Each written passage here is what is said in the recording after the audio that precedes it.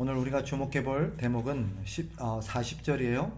모든 것을 품위 있게 하고 질서 있게 해라. 품위 있게 하고 질서 있게 해라 라고 말합니다. 품위 있게 하고 질서 있게 한다는 말이 뭔가? 그 전에 지금 우리가 이 말씀이 어떤 배경 속에서 어떤 상황 속에서 주어지고 있는지를 다시 상기할 필요가 있습니다. 14장은 하나님께서 성도에게 귀한 은사들을 선물로 주셨다라고 말합니다. 하나님은 교회를 위해서 성도들이 교회를 섬겨서 교회가 교회다워지고 교회가 하나님의 뜻대로 살아갈 수 있도록 하나님이 원하시는 공동체가 될 수 있도록 교회를 돕기 위해서 하나님이 주신 선물이 있어요. 그게 뭐라고요? 은사예요. 하나님은 각 성도에게 은사와 귀한 직분들을 허락하셔서 교회를 섬기게 하셨다라는 것이 14장에서 말합니다. 그런데 고린도 교회 안에 발생한 문제가 뭐였습니까? 저마다 자기 은사가 크다라고 말하면서 자기 은사가 더 중요하다고 말하고 자기 은사가 더 신령하다고 자랑하면서 자기를 자랑하기 시작하고 다른 사람의 은사들을 업신여기는 그런 무질서하고도 또 교회 안에 혼란스러운 일이 발생한 것입니다. 이런 문맥 속에서 바울은 뭐라고 말합니까? 모든 은사가 다 귀하다. 모든 은사가 다 귀하다. 그런데 우리가 특별히 모든 은사가 다 귀하지만 너희 공동체 가운데 필요한 은사가 무엇인지를 잘 생각해서 너희 공동체 가운데 꼭 필요한 은사를 하나님 앞에 구해라 라고 말합니다. 그런 상황 속에서 오늘 본문이 주어져요. 이러면서 저마다 자기가 신령하다는 둥, 선지자라는 둥, 하나님 앞에 어떤 예언의 어떤 메시지를 받아서 공동체 때 말함으로써 자기가 마치 대단한 사람이라도 된 것처럼 그렇게 자기를 신령하게 생각하고 남들보다 자기를 높게 여기는 그런 사람들 향해서 바울이 하는 얘기가 뭐예요? 40절에 결론적으로 모든 것을 품위 있게 하고 질서 있게 해라 라고 말하는 것입니다. 자, 그렇다면 품위 있게 한다라는 게 뭐냐? 직역하면 이렇게 하는 이런 말입니다. 품위 있게 한다 말은 단정하게, 적절하게, 적당하게 한다는 뜻입니다. 즉 쉽게 말하면 이런 거죠. 이렇게 은사와 관련해서 교회를 섬기는 문제와 관련해서 이 문제를 우리가 생각해보고 이 표현을 생각한다면 적당하게 한다는 게 뭘까? 이건 뭐예요? 내 은사를 가지고 교회를 섬길 때 나설 때와 나서지 말아야 될 때가 무엇인지를 잘 판단해서 행동하라는 뜻입니다. 이게 적절하게 한다는 거예요. 자기에게 은사와 직분이 주어졌다고 해서 아무 때나 나서고 아무 때나 얘기하면 안 되는 것입니다. 오늘 앞에서 쭉 했던 얘기가 뭐예요? 방언을 하더라도 질서 있게 해라. 하나님 주신 방언이라고 막 너도 나도 막 질서 없이 막 하지 말고 또 예언을 하더라도 아무나 예언을 받았다고 막 하지 말고 질서에 따라서 하라는 거예요. 그게 뭐예요? 즉 여기서 말하는 품위 있게 하라는 말은 이 모든 것들을 하되 지금 내가 말을 해야 될 때인지 말을 하지 말아야 될 때인지 내가 지금 나서서 섬겨야 될 때인지 지금 나서지 말고 기다려야 될 때인지 이거를 잘 판단하고 이걸 잘 분별해서 행동하는 것. 이게 뭐예요? 품위 있게 행동하는 거예요. 우리가 흔히 품위 있게 하면 폼 잡고 무게 잡고 굉장히 뭐 이렇게 점잖아 보이는 모습으로 그런 뜻이 전혀 아니에요. 여기서 품위 있게 한다는 게 뭐예요? 나설 때와 나서지 말아야 될 때가 무엇인지를 잘 아는 거예요. 우리 지체들 가운데도 품 있는 사람이 있어요. 딱 그분을 보면 딱 자기가 나설 때와 나서지 않아야 될 때를 잘 분별하면서 행동합니다. 우리라고 왜 하고 싶은 얘기가 없겠어요? 우리라고 왜 어떤 권리 주장이라든지 우리라고 왜 목소리를 내고 싶지 않겠어요? 우리라고 왜 돋보이고 싶지 않겠어요? 우리도 내가 잘한 게 있고 내가 교회를 공동체를 위해서 한 공로가 있을 텐데 왜 그것을 뽐내고 싶지 않겠어요? 그런데 뭐 하는 거예요? 상황과 분위기와 여러 가지 환경에 따라서 이런 것들을 참을 줄 알고 절제할 줄 알고 그렇게 행동하는 것. 이게 뭐 하는 거예요? 품위 있게 하는 거예요. 이거는 꼭 비단 은사와 직분과만 관련된 건 아니죠. 모든 것을 그렇게 하라고 말합니다. 그러니까 우리는 항상 공동체 가운데 섬길 때도 내가 지금 나서야 될 때인지 안 나서야 될 때인지를 잘 분별해서 해야 합니다. 문제가 뭐예요? 교회 안에 발생하는 문제는 나서지 말아야 될 때에 나서서 문제가 되는 거예요. 또 때로는 반대로 나서야 될 사람이 나서지 않아서 문제가 되기도 해요. 그러니 우리는 내가 나서야 될지 나서지 말아야 될 때인지, 내가 지금 섬겨야 될 때인지 아닐 때인지 이런 걸 잘 분별해서 행동해야 됩니다. 그러면 물어봅시다. 언제 나서야 되고 언제 나서지 말아야 합니까? 그 기준이 무엇입니까? 14장에서 바울이 했던 원칙이 한 가지 있어요. 그게 뭐예요? 공동체의 유익을 구하라라는 것입니다. 공동체 유익을 구하는 거예요. 즉, 그러니까 내가 보세요. 저를 보세요. 나서야 할 때와 나서지 말아야 될 때의 기준이 뭐예요? 공동체 유익이 되는가 하는 것입니다. 자, 내가 지금 딱 생각해서 분별해서 내가 나서는 것이 공동체 유익이 된다. 그럼 어떻게 해야 돼요? 나서야 될 때예요. 내가 지금 말하는 것이 공동체 유익이 되겠다. 그럼 어떻게 해야 돼요? 나서서 말해야 되는 거예요. 그런데 지금 내가 말하는 것이 공동체 유익이나 공동체 덕을 세우지 못하겠다. 그럼 어떻게 해야 돼요? 하고 싶은 얘기가 목구멍까지 올라도 어떻게 해야 돼요? 참아야 되는 거예요. 참아야 되는 거예요. 이런 분이 계세요. 나는 할 말 다 해야 직성이 풀려. 난 뒤끝은 없어. 이런 분 제일 싫어요. 자기는 뒤끝이 없다 그러지만 저는 있거든요. 나는 하고 나면 나 잊어버려. 나는 안 있는데, 남들은 아닌데 자기만 있는다고 되나요? 그렇지 않아요. 우리가 뭘 하든지 안 하든지 여기서 품위 있게 하라는 거 뭐예요? 항상 내가 잘 분별하는 거예요. 내가 지금 나서야 될 텐지 아닌지, 말을 해야 될 텐지 아닌지. 그 기준이 뭐라고요? 이게 공동체에 유익이 되는가, 지금 공동체에 덕이 되는가. 하고 싶지 않은 사람들도 있어요. 대체로 우리는, 제가 보니까 우리 성도들은 대부분 점잖네요. 그래서 나서야 될 때도 안 나서요. 말을 해야 될 때도 안 해요. 근데 하고 싶지 않아도, 나서고 싶지 않아도 내가 공동체 유익을 위해서, 덕을 위해서 한마디 해야겠다. 그런 판단이 딱 서면 어떻게 해야 돼요? 해야죠. 근데 우리는 그거 잘 안 해요. 그래서 문제예요. 물론 또 어떤 사람은 나설 때 안 나설 때 구분하지 못하고 막 나서서 교회를 어지럽게 하고 문제를 일으키는 경우도 있죠. 그래서 무질서하게 만드는 경우도 있습니다. 그러나 성경이 말하죠. 하나님 뭐라고 말씀하십니까? 33절에 보면, 자, 14장 33절 한번 보세요. 같이 한번 읽어봅니다. 시작. 하나님은 무질서의 하나님이 아니시요 오직 화평의 하나님이시니라. 하나님은 무질서의 하나님이 아니에요.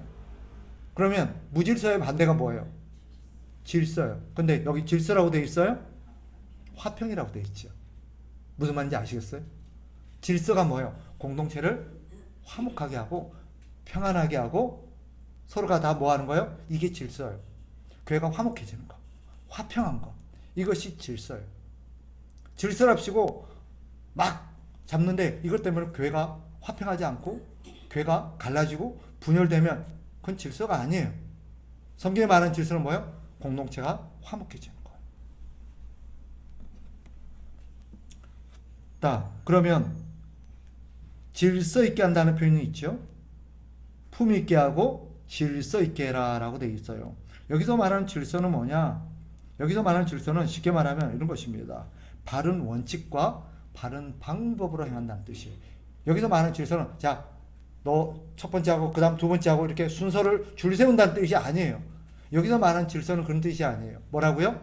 바른 기준, 바른 원칙과 바른 방법으로 행하는 것을 여기서 말하는 질서예요.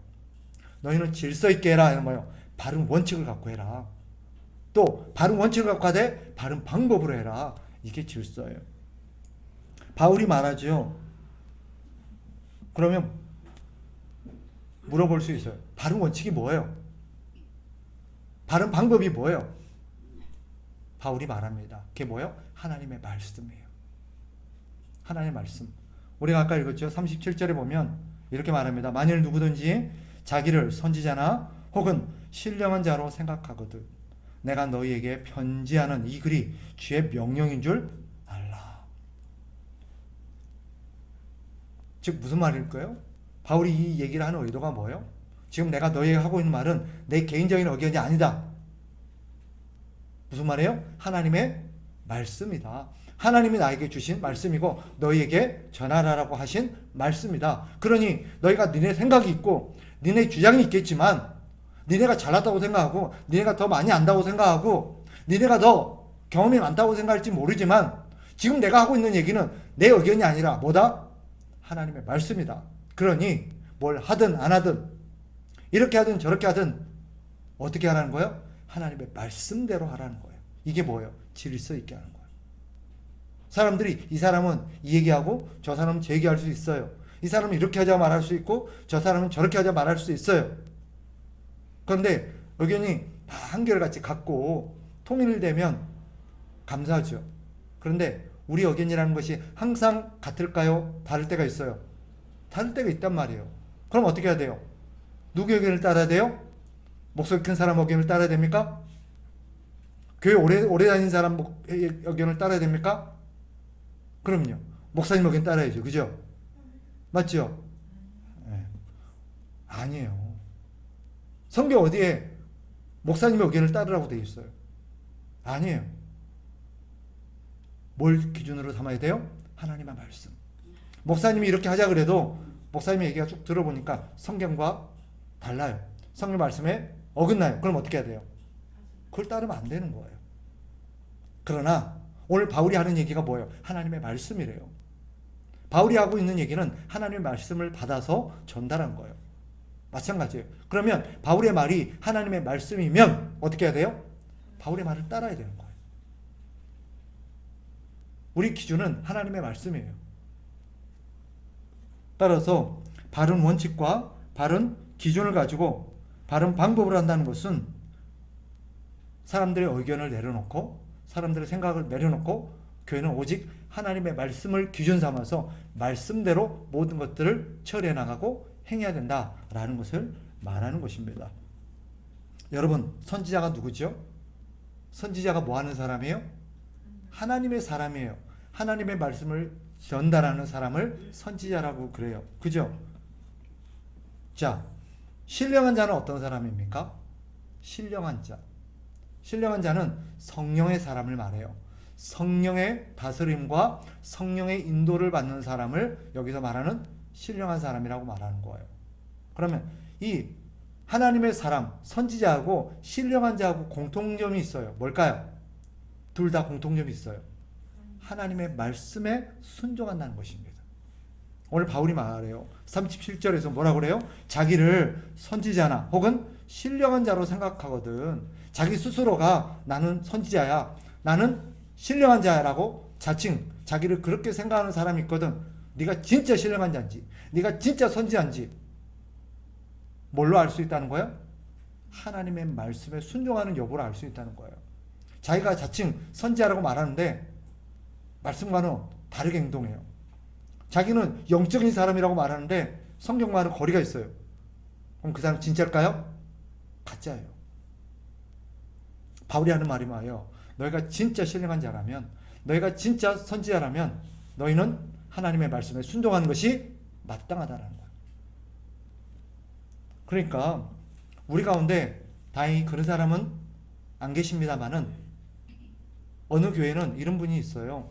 이거 어제 기도하다가 하나님이 나에게 주신 말씀이야, 하나님이 나에게 주신 계시의 말씀이야 라고 하면서 어떤 사람에게 혹은 교회에 이런 얘기 저런 얘기를 하는 경우가 있어요. 우리 교회는 이렇게 해야 됩니다. 어떤 사람이 하나님으로부터 받았다, 하나님으로부터 계시를 받았다, 기도하면서 하나님의 응답을 받았다 라고 말하면서 교회나 다른 성도들에게 이런저런 얘기를 하는 경우 있습니다. 어떻게 해야 될까요? 하나님께 받았다니까 그 말 그대로 들어야 될까요? 아니에요. 그가 진짜 하나님으로부터 받은 사람인지 하나님의 사람인지를 뭘로 검증해야 돼요? 하나님의 말씀, 하나님의 말씀. 그 당시에는 성경이 아직 기록되지 않았어요. 그러니까 그 당시에는 어떻게 했을까요? 그 당시에는 하나님의 말씀이 기록되지 않았기 때문에 이 사람의 예언이 진짜인지 아닌지, 하나님으로부터 온 것인지 아닌지를 어떻게 검증할 수 있었냐? 다른 어떤 예언의 말씀들을 통해서 검증을 받았습니다. 다른 사람의 예언을 통해서. 그러나 오늘날은 성경이 이미 다 완성이 되어 있어요. 더 이상의 계시는 없다고 우리는 믿습니다. 그러니 우리가 하나님께서 어떤 기도나 어떤 환상이나 어떤 걸 통해서 하나님께서 나에게 주신 어떤 메시지다라고 판단이 든다면 과연 진짜 그런지, 그것이 성경의 가르침과 부합한지를 우리는 살펴서 분별해야 합니다. 말씀을 정리하겠습니다. 오늘 말씀의 결론은 이겁니다. 바울이 하고 싶은 얘기, 바울이 오늘 본문을 통해서 성경이 우리에게 하려는 얘기는 뭐냐? 모든 신자는 하나님이 주시는 은사와 직분을 따라 하나님을 섬기고 교회를 섬기는 것이 마땅하다. 그러나 섬기되 명심해야 될 원칙이 있대요. 모든 성도들이 교회를 섬길 때 지켜야 될 원칙 무엇입니까? 품위 있게 하고 질서 있게 하라는 거예요. 교회를 섬길 때 품위 있게 하고 질서 있게 섬기는 것이 모든 신자들에게 주신 원칙입니다. 그럼 품위 있게 한다는 게 뭐예요? 내가 나설 때와 나서지 말아야 될 때를 잘 분별해서 행동하는 거예요. 그 기준은 뭐라 그랬어요? 내가 지금 나서는 것이 공동체의 덕이 되는지, 이것이 우리 공동체 전체에 유익이 되는지 잘 생각해야 돼요. 비록 나한테는 불리할 수도 있고 내한테는 손해가 될 수도 있고 나는 그것을 따르고 싶지 않더라도 이것이 공동체 전체 유익이 된다면 어떻게 해야 돼요? 목소리를 내야 돼요? 아니면 가만 잠잡고 있어야 돼요? 네.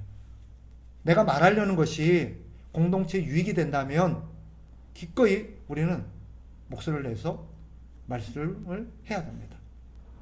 그러나 내가 나서는 것이 공동체 유익이 되지 않는다면 우리는 하나님의 말씀을 따라서 우리는 절제하고 목소리를 가만히 있어야 합니다. 그게 품위 있게 행동하는 것입니다. 저는 우리 교회 성도들이 이런 품위 있는 성도들이 다 되었으면 좋겠습니다. 또 한 가지, 하나님의 말씀을 따라 교회를 섬길 때 또 하나의 원칙이 뭐예요? 질서 있게 하라는 거예요. 질서 있게 한다는 게 뭐였어요? 하나님의 말씀의 원칙을 따라서 바른 원칙을 갖고 하는 거예요. 이 사람 저 사람들의 얘기를 휘둘릴 것이 아니라, 교회는 여러분 다수결이 아닙니다. 다수결이 아니에요. 교회는 민주주의가 아닙니다. 교회는 철저하게 성경주의입니다. 하나님의 말씀을 따라하는 거예요. 목사의 얘기가 중요한 게 아니고, 장로나 권사의 얘기가 중요한 게 아니고, 뭐가 중요한 거예요? 하나님의 말씀이 중요합니다. 따라서 우리는 교회를 섬기고 교회를 우리가 봉사할 때 항상 바른 원칙을 가지고 말씀대로 교회를 섬기고 말씀대로 우리가 교회를 돌봐야 될 줄 믿습니다. 내 소견이 옳은 대로가 아니라 하나님의 뜻대로 행하는 것이 바로 하나님과 교회를 섬기는 사람들의 마땅한 본분이라는 것을 우리가 잊지 마시고, 우리 가슴에 항상 이 생각을 가지고 교회를 바르게 섬기는 저와 여러분 되시기를 주의 이름으로 축복합니다.